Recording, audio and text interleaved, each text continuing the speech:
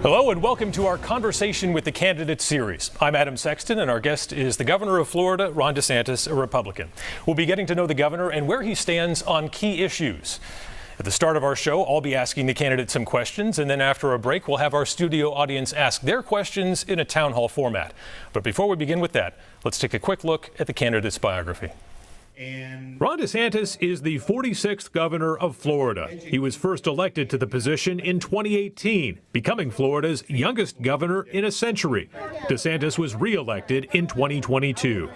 Prior to his time in Tallahassee, he was elected to Congress in 2012, serving 3 terms representing Florida's 6th district, covering Daytona Beach and the Palm Coast. DeSantis graduated with honors from Yale University, where he was captain of the baseball team.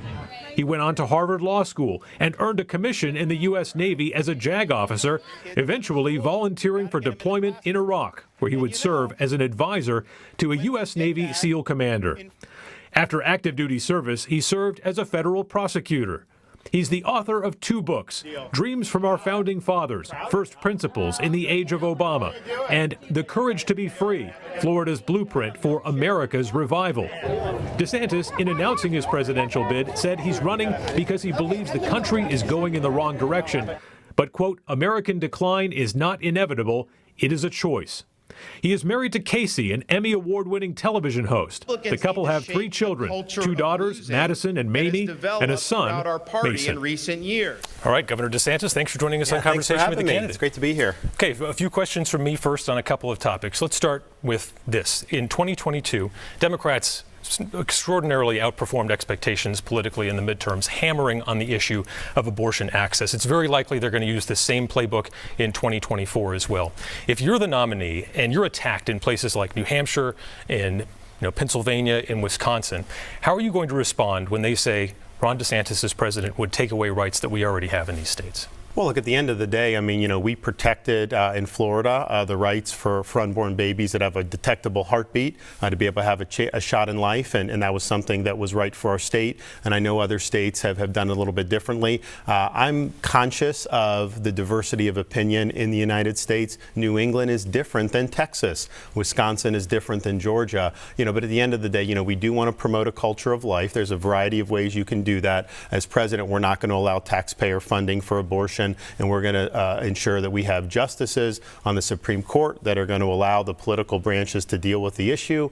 And we will not allow what the Democrats want to do, which is force it federally to where there's abortion even up until the moment of birth. I think that that's wrong. Do you know where that's been going on, though? Have there been post-birth abortions? California, yeah, they have it. And, there have been attempts to do infant born alive protections in different places. And some of the people on the far left will vote that down. So it's like if someone survives an abortion, like you want to give them medical care. I mean, come on, at the end of the day, we got to be humane about it. And as president, what sort of restrictions would you accept in terms of weeks gestation? Where would you draw the line if that bill lands on your desk? At the end of the day, as president, my job is to stand and promote a culture of life. The Congress is the one that actually, does the legislation. I think if you've looked at what's happened there's not been a lot of productive things that have been done across a wide variety of issues. So to me, the pro-life movement is really bottom up in different areas. You're going to have more progress. Some areas it's not as big, but that I think recognizes the diversity of this country. We had a lot of viewers sending in questions to us about this, firestorm over the curriculum in Florida about American slavery. Oddly enough, many of those questions misrepresented what you had said originally about what's gone on here. So just to clarify, what do you think is the most important thing for school kids to learn about American slavery? We want them to learn all the facts about all of American history, all of African American history, including slavery, but of course not limited to that. This was put in, there was a working group with African American scholars. Most of them were black themselves. One of them was the head of the U.S. Civil Rights Commission in the past. They devised this curriculum, no political agenda, just do what was true. Kamala Harris then comes down, and everyone was saying how great this was just a few weeks ago. Kamala Harris came down to Florida, was trying to demagogue it, trying to say that these black history scholars were designing a curriculum saying that slavery was somehow good. No way. If you read the standards that they created, they showed every detail about the injustice of slavery. That is just the facts. And so this is another one of those phony narratives. And it's interesting, the reason why we have Black history standards, most states don't have it at all. We eliminated critical race theory through our K through 12 schools. We were then accused of not wanting to teach about Black history, but those are different things. Ideology is different than history. So that's where these standards were born out of, because it is our commitment to tell the truth. But what do you think is the most important thing for kids to learn about slavery? Well, I think the most important thing is it was a violation of America's founding principles. The founding fathers, by and large, acknowledged that. Some of them were very vocal about it. Some of them were a little quieter, but no one offered credible arguments that the institution of slavery was consistent with the Declaration of Independence or with the ideals of our U.S. Constitution. They believed that it would die out. It ended up, obviously, help precipitate a civil war. But at the end of the day, it was the Republican Party that was born to fight the institution of slavery's expansion. And ultimately, the Republican Party under Abraham Lincoln was the vehicle to extinguish slavery in this country. All right, let's get to some of those town hall questions out back. Conversation with the candidate continues right now. Thank you for clicking on our extended conversation with the candidate, with Republican candidate for president, Governor Ron DeSantis of Florida. The next 30 minutes is commercial free. We want to get to as many audience questions here from our town hall New Hampshire voters as we possibly can. We're going to start things off with Joan Wentworth. Good evening, Governor. Hi. In Congress, you supported efforts to repeal Obamacare. And as governor, you haven't supported Medicaid expansion. So I would like to know, what role, if any, do you believe government should play in making health care available and affordable for everyone? Well, it's a great question. So I think right now, if you look at our healthcare system, the patient has been left behind. The doctor-patient relationship has been left behind. You have big pharmaceutical companies, big insurance companies, and big government have formed an iron triangle. There's a lot of money that gets made. That causes the average person to have to pay more, and indeed it makes it out of reach for the average American. Now, part of what we've done in Florida is, our economy is the #1 economy in the country. Anyone that wants a job, can get a job. And so we've had a lot of able-bodied men mostly who would have qualified for Medicaid expansion, but they're eligible to work in jobs where they can get employer-provided insurance. And we think that is a better model to try to have their own rather than necessarily have government. But we need to reduce the cost of health care. That means you have to change the incentives, but you got to be willing to look at things like Big Pharma. They cannot continue to just run the show and drive the cost of everything up through the roof. So we are going to work on that iron triangle to try to break that up and return more power to the patient and to the physician.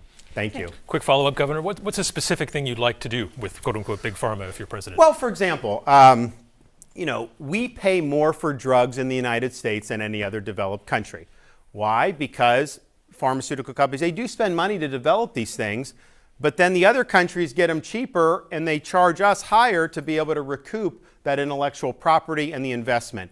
I think that should be spread around all these developed countries. Why should we be the only ones that are paying through our nose and they get to pay less? And so there are things that, in that sense, we should do. I actually worked with the Trump administration. There was a provision of law that allowed states to buy prescription drugs from Canada. They were the same drugs, and they're like 25% the cost. And I could have saved hundreds of millions of dollars in Florida. Trump administration ended. Biden said they were going to do it. Here we are, 2.5, 3 years later. They still have not approved our ability to purchase those drugs. And so I just think that the way pharmaceuticals have driven the cost, we're never going to get the costs under control if we continue with this same failed model. Next question from Benjamin Bolger. Governor DeSantis, really great to see you. Sure. You attended Yale for your undergraduate studies and then later Harvard Law School, two very impressive institutions. My question is, should elite academic institutions end all forms of affirmative action and any admission preferences for alumni and or wealthy donors? Yeah, I think that they should do that, but I think there is a difference between that and race, because race is prescribed in the Constitution. When they're getting all this federal money and working at the time, and even Harvard that have massive endowments, they get massive federal money. You can't discriminate on the basis of race. That is in our Constitution, and that's something that we have to honor. Those other things, those are more discretionary, and I agree they can be consistent and do that, but I don't think that those would implicate the Constitution. Incidentally, when I was running for Congress, I showed up at Yale. I'd never been to New England in my life. I got recruited to play baseball, and I'm up there, and I showed up my first day with flip-flops, jean shorts, and a T-shirt. Let me tell you, the kids from Exeter and Andover were not dressed like that. I was the fish out of the water. It was kind of a culture shock for me. And I didn't even know colleges were liberal at the time. I mean, I was so green, but I got to see, some of this really militant leftism. Yale's motto was for God, for country, for Yale, and I'd be in class and they would attack God, attack the country, and I'm like, that's not the values that I want. And so when I first ran for office, people liked the fact in Florida, oh, you're a military veteran, Iraq, all this stuff, you got a nice, wife, whatever, all this stuff, young family. But they're like, man, I don't know about Harvard and Yale. Like, are you one of those guys? And I said, listen, I'm one of the few people that have gone through both Harvard and Yale and came out more conservative than when I went in. That is not easy to do. Thank you. Next question comes from Charles Jesse. Hello, Governor. We've already heard today about a few of the Florida-based laws and policies that you would like to extend to the United States. Which policies and laws really stick with the states, and which other policies would you extend to the U.S.? Well, I think that we'll keep with the Constitution. The powers delegated under the proposed Constitution James Madison wrote are few and defined. Those remaining to the states are numerous and indefinite. So yes, there's things we've done in Florida we're really proud of. They're just not necessarily going to be as applicable. There's other things in Florida that we've done, that would be applicable. But I would say the most thing that's applicable is just the approach to governing. We have a situation where we have the second lowest per capita debt to person ratio in America, second lowest tax per capita in America. We run big budget surpluses, and we've paid down almost a quarter of our outstanding state debt. I vetoed wasteful spending throughout my time as governor. Why can't we take that same fiscally conservative approach to Washington and discipline the Congress and make sure that the Congress stops spending us into oblivion? If they put a bloated bill on your desk, as president, you have every right to veto that bill, send it back to them, and tell them to do better. So that's an approach we would definitely take. Some of the stuff we've done with respect to, say, education. We've eliminated critical race theory in our K through 12 schools. We've said we're not going to have gender ideology where they're telling a second grader they can change genders or things like that. That's not appropriate. But the curriculum is a state and local issue. We're not going to develop a national curriculum because I think I could do a better job nationally than probably Oakland and San Francisco would do. But the minute the Democrats get in, then they're going to overtake my curriculum in Florida, and I wouldn't want to do that. So stick with the Constitution where the federal government, has the authority and the power.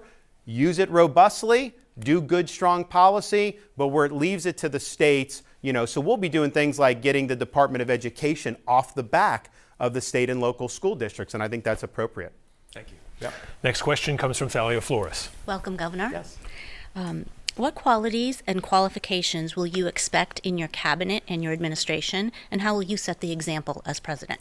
That is an excellent question, because at the end of the day, you've got to have humility as a leader to know you can't do it by yourself. You can make the best decisions in the world. You can have the best vision in the world. If you don't have a cadre of people surrounding you who share the vision and are willing to work hard to implement the agenda, none of this is going to matter. The swamp will eat your lunch. And so what I want are people that understand, look, we're the insurgent force in Washington when we get in there. The bureaucracy doesn't want to give up power. The media is not going to like what we're doing. The left isn't going to like it. And there's going to be a lot of old guard Republicans. They like the way D.C. operates. Right now, 5 of the 8 wealthiest counties in our country are suburbs of Washington, D.C. How does that happen? It happens because there's power, patronage, and a lot of money spent up there. So we want to take that power and bring it back to the American people. Now, when you do that, you're going to face opposition. So I need people that are going to have a backbone. I need people that are in it for the right reasons. I need people that are not going to try to be loved by official Washington, because if you're a strong attorney general and you're turning the DOJ inside and out, which we need to do, if you're getting the FBI in line, which we need to do, you're going to face blowback. They're going to attack you. The newspapers will attack you. The NBC, CNN, they're going to attack you. So not everyone is cut out for that. Me, I view it as positive feedback when they're attacking me. Because if you're over the target, that's when you're taking the flak. And if you weren't effective, they would not even bother attacking you. So you got to have people that understand, this is not going to be easy. It's going to be turbulence, but keep your eye on true north. And that goes for Attorney General. You're going to have a new FBI director with me on day one. You're going to have somebody, the Secretary of Defense, that is going to work to get rid of the wokeness that's gone on the military, the social experimentation. Military needs to focus on mission. That's when I was there, we focused on mission. They're not focusing on mission first, and now recruiting is in the toilet. So we've got to do better on all that. But you got to have that recognition. You got to be tough. You got to dig in, and you can't give an inch. Thank you. Yep. Governor, am I correct in understanding you recently said you might consider RFK Jr. for the CDC? No, that was misreported. I was asked whether I consider him for vice president. I said, look, I agree with them on Fauci and the lockdowns and some of the stuff with the medical swamp, but ultimately he's a liberal on 90% of issues, and I'm not going to choose a liberal as vice president. I was like, let him go after these organizations, but that wasn't that he would head the organizations. It's like, I like the fact that he's willing to hold Fauci accountable.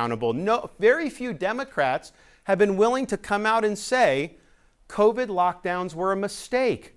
Fauci's policies were destructive. Locking kids out of school like they did in California and Illinois for a year was incredibly damaging. And the reason why Florida is number one for net in-migration, number one economy, all these things, there's a lot of reasons, but one of the big reasons is we fought back against that. We fought back against Fauci. We fought back against two different administrations to keep the state free, to keep our kids in school, to keep our businesses open. We're proud that we took that stand, but I think there's too many people that act like, oh, well, that's in the past, don't worry about it. Well, here's the thing. If there's no accountability for what was done wrong, they're going to try to do it again in the future. And we can never let this happen in our country ever again. Next question comes from Laura Landerman Garber. Thank you. Thank you for your service. I appreciate that very much. We all do. This question is tough for me to ask, so I apologize in advance if I get a little choked up. My family lives in Florida, in southern Florida. They live in a religious Jewish community. And my family, like many families there, including the little ones, and I have a lot of little ones, they have to take incredible precautions against the rising anti-Semitic attacks that are happening right in their neighborhoods. It's really heartbreaking and tragic to me. I apologize. Recently, maybe in the last 2 months, there was a gathering of some of your supporters, or say they're your supporters. They say, I don't think they that they say are. your Yep. supporters, and they had flags that had DeSantis 2024. They also had Nazi swastika flags, the flags that tore my family and 6 million and then 10 million people to death.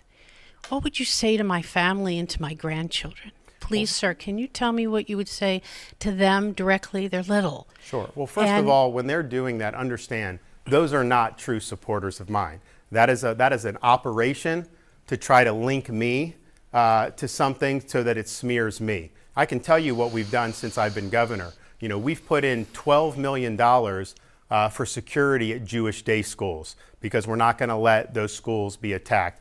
We beefed up Holocaust education standards. We have the strongest Holocaust education standards in the entire country. I gave the Florida Medal of Freedom to Ben Ferencz, the last surviving prosecutor at Nuremberg. He's since passed away, but he was somebody that we looked up to, and we're proud that he was a Floridian.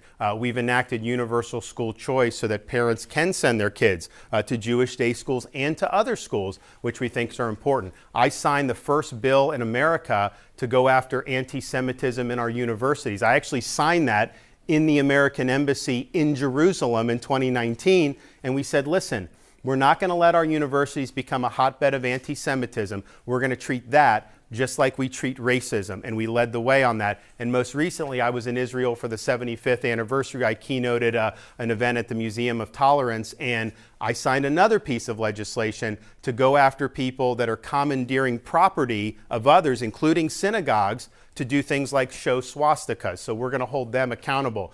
I said when I was running we'd be the most pro-Israel state in America.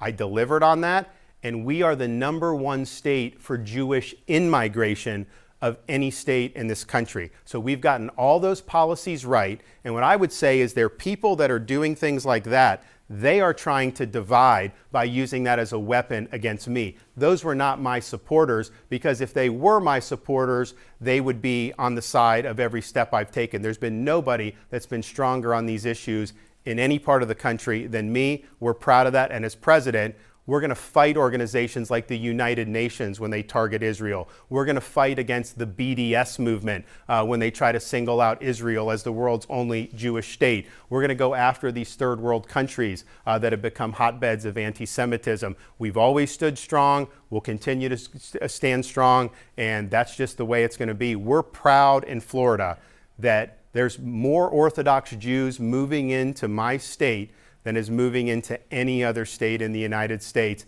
They would not be doing that if they didn't see policies that were very positive. Although my grandchildren can't vote yet, what would you say directly to them? There's 7. We are going to defeat the scourge of anti-Semitism. I think we in Florida, I mean, you look, we've had people that have moved from like New York because if they have a kippah on, they get attacked, and then the people don't get prosecuted. I can tell you, you do that in Florida, you're ending up in jail. We're going to hold you accountable. And so we're going to continue to work for that. And as president, we're going to lean in against anti-Semitism and continue to make sure that we recognize it in all of its forms, including with things like the BDS movement. Thank you. Yep. Thank you, Laura. Quick follow-up for you, Governor. As president, would you maintain that unit in the Department of Justice that targets so-called hate groups?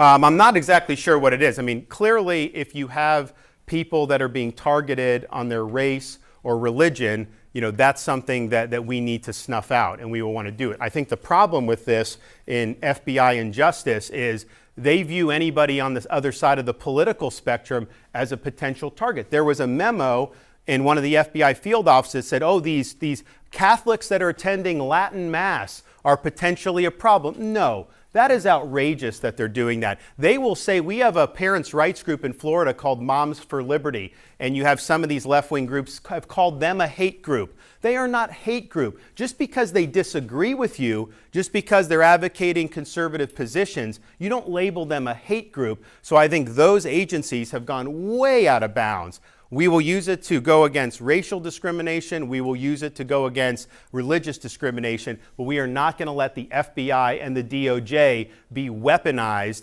against political factions that they disagree with. That is wrong, and that is an impulse that has really been nurtured over the last decade or so in Washington, in the bowels of the bureaucracy. These are all people that think one way. They have these views on the left, and they think if you disagree with that, somehow you're a threat to society. That is wrong, and that will not be tolerated in my administration. Next question from Sean Van Engelen. Governor, it's great to have you back in the state of New Hampshire. Mental health is a serious issue in this country, and in the state of Florida, you have the Baker Act. Could you specifically talk about your plan on how you can help the mental health crisis in this country? Sure. Well, one, I think we should recognize that mental health got a lot worse because of COVID lockdowns, COVID school closures, and COVID restrictions. I mean, that's just the reality. And we're seeing the carnage now. The media is now saying, oh, some of these kids are doing poorly. Yeah, you guys were the one that were attacking me when I had the schools open. You were saying it was wrong to have the schools open. We also have more deaths of despair. We have more overdose deaths. We have more suicides. Part of that was COVID, but I think that happened before COVID.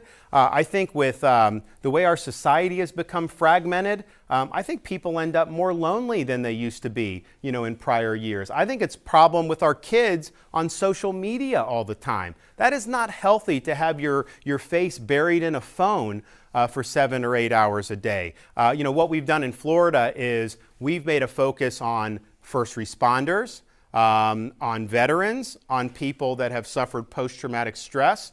We have mobile units that can go respond when there's a mental health crisis in society. It's a complicated issue, but I think what we've done now, Baker Act basically is an involuntary commitment. You know, it has been said that if you go back to like the 50s and you compare the institutionalized population to today, there were way more people institutionalized back then than there are now. And so what has changed? Well, the laws have gotten more liberal. And the question is, has that been good? Here's what I'll tell you just from dealing with law enforcement, because we're a very pro-law enforcement state. I think what a lot of police officers would tell you is a lot of the people that go through the system have mental health problems. And so the question is, you know, are we going to treat that in ways that's a little bit more recognizing that these people, you know, need assistance, they need intervention, or are we just going to kind of let it go and you end up having homeless, you end up having crime, you end up having all these things? You know, the federal government has a role, but I think a lot of that is bottom up. I think it's going to be localities and states. You know, my wife launched a program as First Lady of Florida for the schools to try to take the stigma out of, you know, needing help for your mental health. Because it's not always an easy thing to do for somebody that may be 13, 14, 15 years old. So she's created a program where they're trying to be, we call it building resiliency in young people. And it's actually been pretty successful. There have been more people that have gone into it. But I think this is a problem that's going to continue to be an issue in this society. We've invested a lot of resources in Florida. We've tried different techniques. Some of them have worked well. Some of them have needed an adjustment. But this problem is not going away. And then finally, I'll say with veterans. You know, when I was in Iraq, the one thing I noticed was you'd have veterans who had been active duty who had done multiple deployments. So I was in Iraq in 2007. We had guys that had been in Iraq and Afghanistan since they were 18 more than they've been in the United States. That's not normal to be going through things like that because we didn't have a draft. And so what would happen is people would come back from Iraq or Afghanistan. We were good at seeing the visible wounds of war. Someone lost an arm, someone lost a leg, and the community would rally and people would rally. We were not as good at understanding the invisible wounds of war. People that are suffering from things like post-traumatic stress. So one of the things that we've done in Florida is really work to mobilize ways to treat those veterans apart from just pumping them with pharmaceuticals. That's what's done. It hasn't been effective for many. So we have programs where a veteran suffering from post-traumatic stress can get a specially trained service dog. I'll tell you, when they do that, the suicide rate goes down pretty dramatically. So we need to be embracing things like that. We cannot have a situation in which 22 veterans are committing suicide every single day. Thank you. Yep. Next question coming from the online world. Jerry Yang asks, what are your thoughts on the peaceful transfer of power? Would you ever deny the results of an election that you lost? And are you willing to say that January 6th was a violent attack on our Capitol that Donald Trump encouraged? So I think that, yes, we will have a peaceful transition of power. We did that as governor. We'll do it as president. So you can set your clock to January 20th, 2025. I will assume the reins from Joe Biden. We will serve 4 great years, get reelected, and then I will turn over the reins on January 20th, 2023 to someone I hope is a worthy successor. So you can just put you can just mark your calendar to that 100%. And so, of course, you know, no one liked to see what happened on January 6th. I mean, I didn't like to see that. I was down in Florida, you know, doing my work in terms of all of that. But at the end of the day, in Florida, we've shown how elections work. We have very transparent, efficient elections. We've banned ballot harvesting. We've banned Zuckerbucks. I do think it's important for public confidence that you count the votes and report the results. In Florida, how can we count 11 million, 12 million votes by midnight on election night, and then it takes California 3 weeks, it takes Pennsylvania 7 days? And I'm not even saying there's things wrong. There may be things wrong, but just if your candidate's winning the morning after the election and they keep counting, and then your candidate loses, that leaves a bitter taste in the mouth of people. And so let's do a better job with the elections so that people are going to have confidence in what's going on. Florida shows the way to do it. And if all these other states had just done what Florida did, you know, I think people would be much happier. Governor, to Jerry's question, do you believe President Trump encouraged what happened? So I think if you look at what he said at the rally, he said, go peacefully. I mean, like, that's what he said. So if you're going to say that he incited, you have to show how he said not peacefully. And that's just the reality. Now, do I think, would I have held that rally? Or no, I wouldn't have done that. But the reality is, if you're going to try to tag the incitement angle, that's a very, very high legal hurdle, and I did not see the evidence to support an incitement charge. Next question comes from Joshua Reed. Governor, thank you for being here in the best state north of Florida. Appreciate your time here today. And one thing that comes to mind is constitutional rights do not stop and start at borders, but oftentimes with our hodgepodge of concealed carry licensures across the country, in places like New York, it's effectively impossible to get one as an out-of-state resident. But as I travel to Florida and other places, would you, as president, sign a bill that would allow for a national concealed carry of permitted firearms for responsible gun owners? Yes. Live free or die, man. Come on. This is a constitutional right. You're here in New Hampshire. New Hampshire's been very clear. It's interesting coming to New Hampshire for Florida because normally when I go north, the taxes go higher. And that's true with New England, except for this little place where you decided to take a stand and live free or die. So I appreciate it. But New Hampshire is very clear. Vermont is very clear about the importance of Second Amendment rights. And yes, states like Florida, we have constitutional carry, other places do. You're just living as an American citizen. You stop at like a gas station in New York, and what, you're going to face a gun charge as a law-abiding citizen who's just simply exercising your constitutional rights? That is not acceptable, so I think people do deserve that protection, and I would happily sign it. Thank you. Yep. Next question comes from Judith Elliott. Governor DeSantis, Florida's Sierra Club recently gave you an F for environmental leadership. In light of this summer's devastating heat waves, do you regret signing legislation in May to prohibit Florida municipalities from restricting fossil fuel use or promoting clean energy? So first of all, Sierra Club is a far left-wing radical organization. They are about partisanship. They are not recognizing what we've done. When I came in, we had a crisis with our Everglades. Our Everglades were drying up. We had massive problems with our estuaries, both the Caloosahatchee and the St. Lucie. People were asking for help, but you know what happened?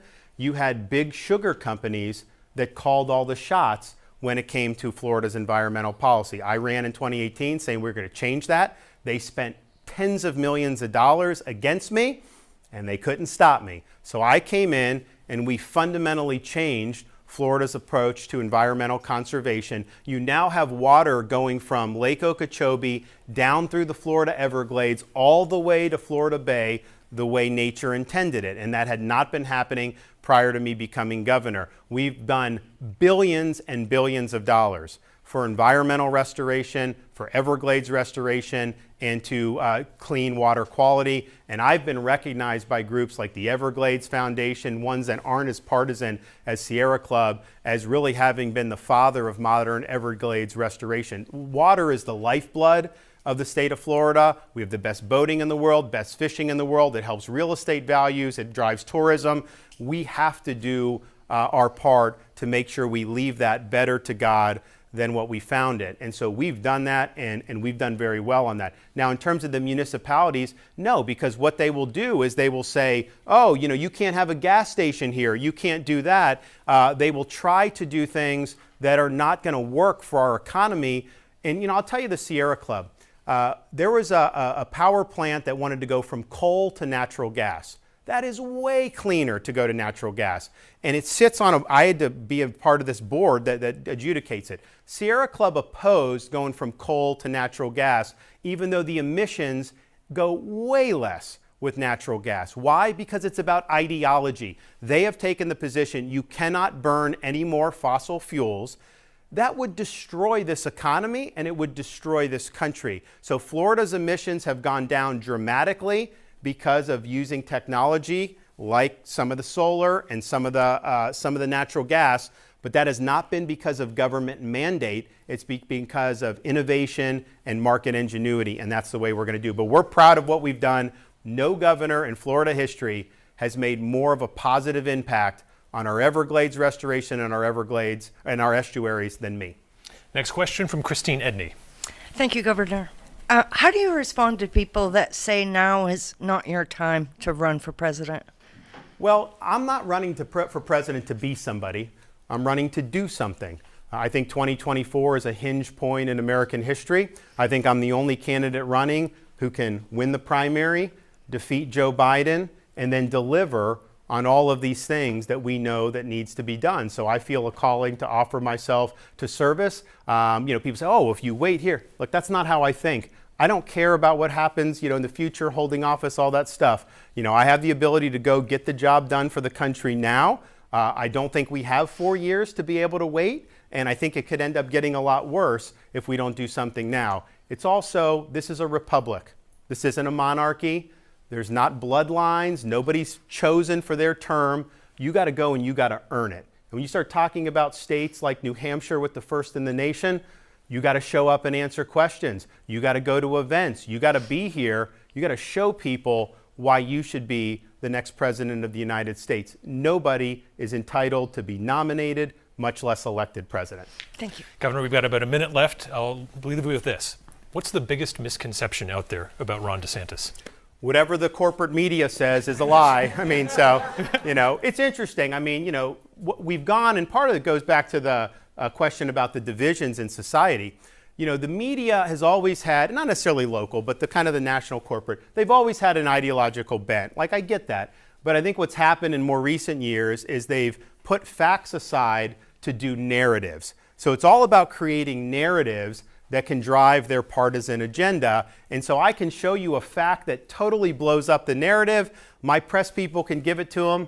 They'll just ignore it. They won't even acknowledge the facts. And so I think our job as citizens is, you aren't doing the job you need to be doing as a citizen if you are accepting these corporate media narratives uncritically. You've got to know they're trying to sell you something. They're trying to push an agenda. What's the agenda? What are they not telling you? Why are they doing this? Why are they doing that? And in Florida, we had it the whole time. They attacked us during COVID, said things were going so bad and all this stuff. Meanwhile, I got people flooding into my state. It must be doing pretty good if that's the case. They try to create different narratives. So what I would just tell people is, come to our events, listen to what we have to say. We're happy to talk about our record and talk about our vision. But I think it's interesting, no governor was attacked by these people more over the last 5 years than me. I'm not whining about it. That goes with the territory. I'm a big boy. But they constantly tried to do this. And yet the result in the state of Florida was the greatest Republican gubernatorial landslide victory in the history of our state. That tells me citizens of this country know that they're trying to have the wool pulled over their eyes. And when people are out there shooting like straight, telling the truth, people do see that and they respond positively. And so we're going to keep telling the truth. We don't care. When you're over the target, the media is going to attack you. That's just the reality. All right, Governor Ron DeSantis, thank you so much for joining us on Conversation with the Candidate. Thank you to the audience. Thank you to you watching at home. Have a great day. Good deal.